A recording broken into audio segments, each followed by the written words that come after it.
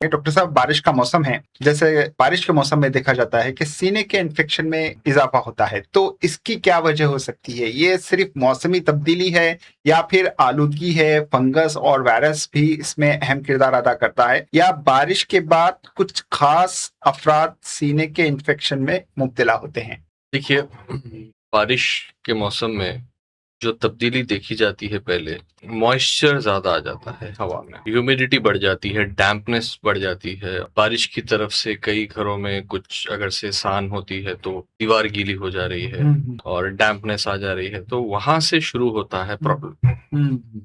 तो घर के अंदर से ही मेन प्रॉब्लम होता है। जहां पे भी डैम्पनेस होती है वहां पे मल्टीप्लिकेशन ऑफ बैक्टीरिया होते हैं, मोल्ड्स होते हैं, फंगस होते हैं, और ये इनहेलेशन के जरिए हमारे लंग्स में डिपॉजिट होना स्टार्ट हो जाता है।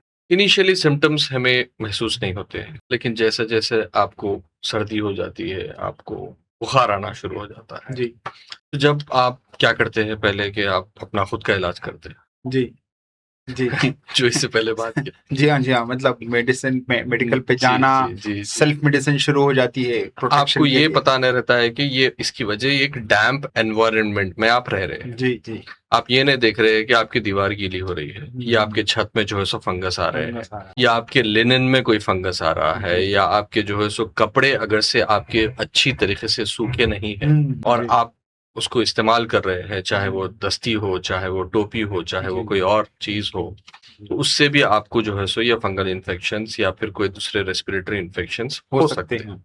तो शुरुआत घर से ही होती है। जी जी। फिर आप उसके बाद आप जब भीगते हैं बारिश में, आप बाहर जाते हैं, तो जब आप कच्चे हो जाते हैं जी, तो कई बार आप अपने आप को सुखा नहीं पाते हैं। जी जी। तो हो सकता है कि आपको डायबिटीज हो, या फिर आपकी इम्यूनिटी कम हो, या आप जो है सो एक आपको एलर्जी के सिम्टम्स हो, उससे आपको फिर जो है सो कच्चेपन से फिर रेस्पिरेटरी डिजीजेस स्टार्ट होते हैं। तो प्रॉब्लम ये नहीं है कि बारिश से, प्रॉब्लम ये है कि हम बारिश से हमारे अपनी आप की इंडोर और आउटडोर कैसे हिफाजत करें और हम अपने आप को कैसा प्रोटेक्ट करें। जी जी। तो जब हम ये नहीं कर पाते हैं तो और इसको डिले कर देते हैं, तो ये एक कन्वर्ट हो जाता है निमोनिया में।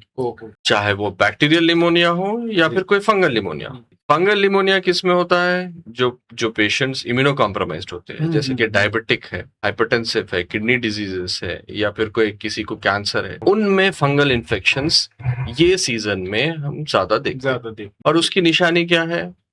स्पूटम ब्लैक कलर का होना, जी जी। स्पूटम पुरुलेंट होना, और कोई एंटीबायोटिक से रिस्पॉन्ड नहीं करना। जी जी। तो ये चीजें हैं जो डिफरेंशिएट करते हैं फंगस को।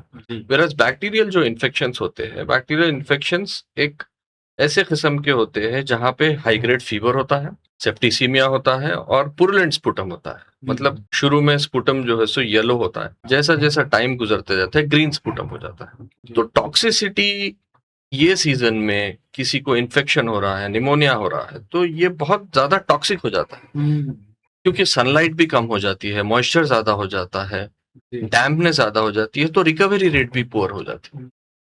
तो ये चीजों से हम ये सीजन में हमें बचना जरूरी है, सो दैट हम प्रोग्रेस ना हो। जी जी। बैक्टीरिया की बात आपने की, तो वायरल बैक्टीरिया एक है, बैक्टीरियल इन्फेक्शन, दोनों में आप बुनियादी फर्क कैसे बता पाएंगे? आम आदमी कैसे पहचाने कि इसे सिर्फ वायरल फ्लू है या बैक्टीरियल इन्फेक्शन है जिसके लिए बाकायदा इलाज जरूरी होता है?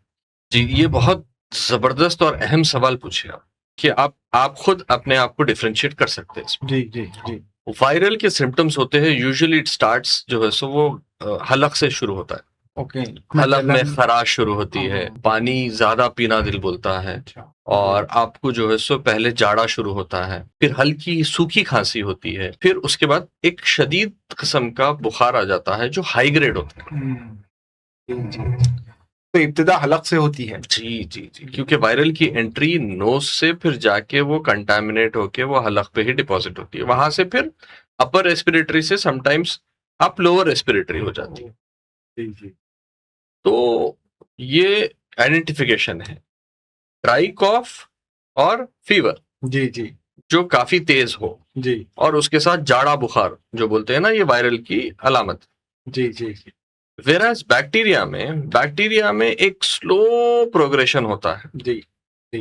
पहले जो है सो बलगम आती है, खांसी, सूखी खांसी नहीं होती है, बैक्टीरियल इन्फेक्शन में बलगम वाली खांसी होती है, और जो है सो आपको फीवर जो है सो शुरू में कम रहता है, फिर बाद में जो है सो कंटिन्यू फीवर रहता है। और जैसा जैसा हम इलाज अगर से डिले करेंगे, बैक्टीरियल इन्फेक्शन से सेप्टिसीमिया, सेप्टिक शॉक, लोग ऑक्सीजन वेंटिलेटर तक जा सकते हैं।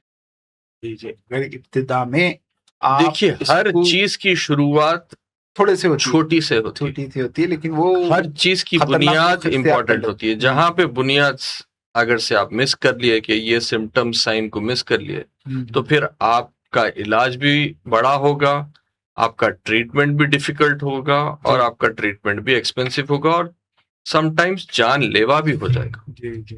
तो जैसे जैसे आप अगर शुरुआत में नजरअंदाज करते हैं, तो आपके लिए भी और आपके जो अफराद खानदान हैं उनके लिए भी मसाइल खड़े हो सकते हैं। अफराद खानदान से एक बहुत अच्छी चीज बताया, जी रेस्पिरेटरी कोई इन्फेक्शन हो, चाहे वायरल हो, बैक्टीरियल हो, ट्यूबरकुलोसिस हो, फंगल हो, अगर से आप साथ रह रहे हैं तो आपको इन्फेक्शन है, आप नेग्लेक्ट कर रहे हैं, तो आप आपके रिश्तेदारों को, आपके घर वालों को पैरेलली इन्फेक्ट कर रहे हैं। तो वहां पे तो भी ऑफ लेट हम ये देख रहे हैं पिछले 2 हफ्ते से कि एक साथ हमारे साथ 2-2 3-3 लोग आ रहे हैं कंसल्टेशन चेंबर में। ओहो अरे भाई, मतलब आप एक के बाद एक आइए, बोले तो नहीं नहीं, हम एक ही फैमिली।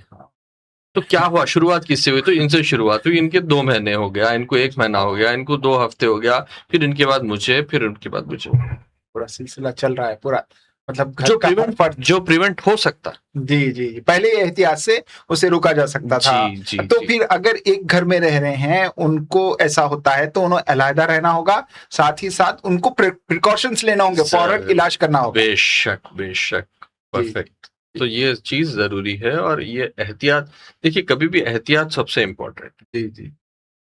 देखिए, कोई भी एक स्टेज तक इलाज हम कर सकते हैं, एक स्टेज के बाद इलाज भी नहीं हो सके। ये बहुत अहम बात आपने की है कि डॉक्टर के भी एक लिमिट होती है, एक लिमिटेशन होती है, ट्रीटमेंट की एक लिमिटेशन होता है, बॉडी की भी एक लिमिट होती है उसको बर्दाश्त करने की। वरना अब क्या ऐसा होता है कि मेडिसिन भी फेल हो जाए, कि इतना इलाज, इतना और अननेसेसरी इलाज जो फेल हो रहा है, जैसे कि आपने मौजू रखा है ये बात से, ड्रग रेजिस्टेंस। अब आपने एक दवा ले ली है भाई, आपको तबीयत खराब है, आप जा रहे हैं, दवा ले रहे हैं, नेक्स्ट टाइम आपको वो दवा रेजिस्टेंट हो जाएगी, जो हो सकता है कि वो 50 रुपए की हो आज, कल आपको 100 रुपए की दवा लगने की, फिर परसों 200, पावर भी बढ़ता रहेगा, कीमत भी बढ़ती रहेगी, फिर बॉडी को भी और रेजिस्टेंस आ जाएगा। और जब आपकी इम्यूनिटी कमजोर होगी, जब आप एल्डरली स्टेज में आ जाएंगे, तो जब आपको ये सब दवा काम नहीं करेगी, तो फिर आपको जाना पड़ेगा फिर हायर एंटीबायोटिक्स, जो ब्रॉड स्पेक्ट्रम एंटीबायोटिक्स बोलते हैं। हजारों रुपए की दवा हो गई, रिसर्च बढ़ते जा रहा है, कीमती बढ़ते जा रही है, जो हमारी जरूरत नहीं है। लेकिन अनफॉर्चुनेटली आपका जो पिछला काम है, उसकी तरफ से आपको वो पूरी चीजें रेजिस्टेंट हो गए।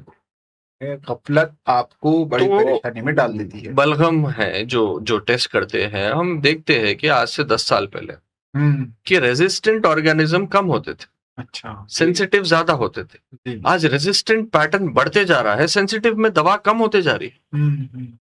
जी जी जी। तो ये हमारे लिए बहुत पेचीदा मामला है, जो लोग नहीं समझ रहे। जी जी जी।